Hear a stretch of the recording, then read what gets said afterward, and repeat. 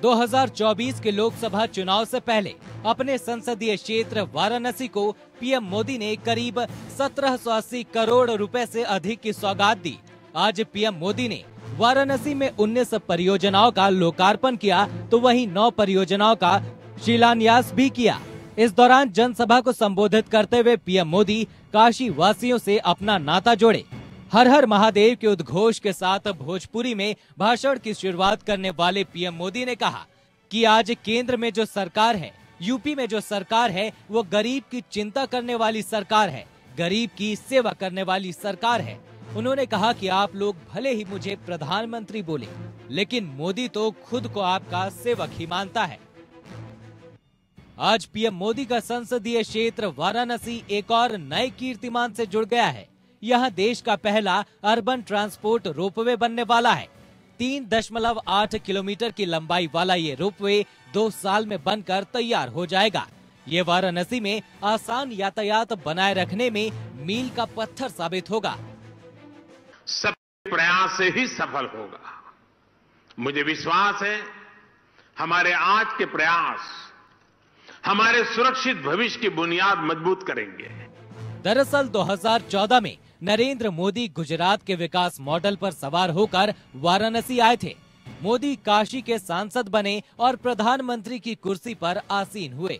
PM जब काशी की संस्कृति और सभ्यता से मिलते जुलते जापान के प्राचीन शहर क्योटो गए, तब देश में काशी को क्योटो तर्ज पर विकास की चर्चा तेज हुई थी।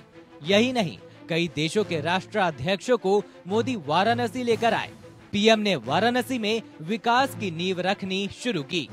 वाराणसी से सांसद बनने के बाद जब नरेंद्र मोदी देश के प्रधानमंत्री बने तो 2014 से 2023 के मार्च तक मोदी करीब 30 से ज्यादा बार वाराणसी आ चुके हैं और जब भी वे अपने संसदीय क्षेत्र आए हैं तो करोड़ों की सौगात देकर गए हैं। इसके अलावा भी वे कई बार वीडियो कॉन्फ्रेंसिंग के माध्यम से क्षेत्र वासियों के साथ संवाद और विकास कार्यों की शुरुआत कर चुके हैं। वाराणसी में पिछले करीब 9 सालों में कई बदलाव देखने को मिला है। पीएम मोदी के संसदीय क्षेत्र में कई बड़ी योजनाओं पर काम चल रहा है तो कई योजनाएं आकार ले चुकी है।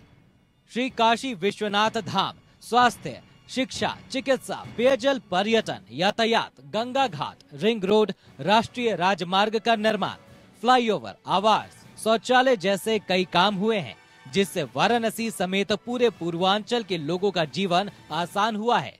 दरअसल पीएम मोदी की रणनीति काशी के जरिए पूर्वांचल को साधने की रही है और चुनाव दर चुनाव इसका असर भी देखने को मिला है। साल 2014 के लोकसभा चुनाव में 24 अप्रैल 2014 को मोदी ने वाराणसी से नामांकन किया।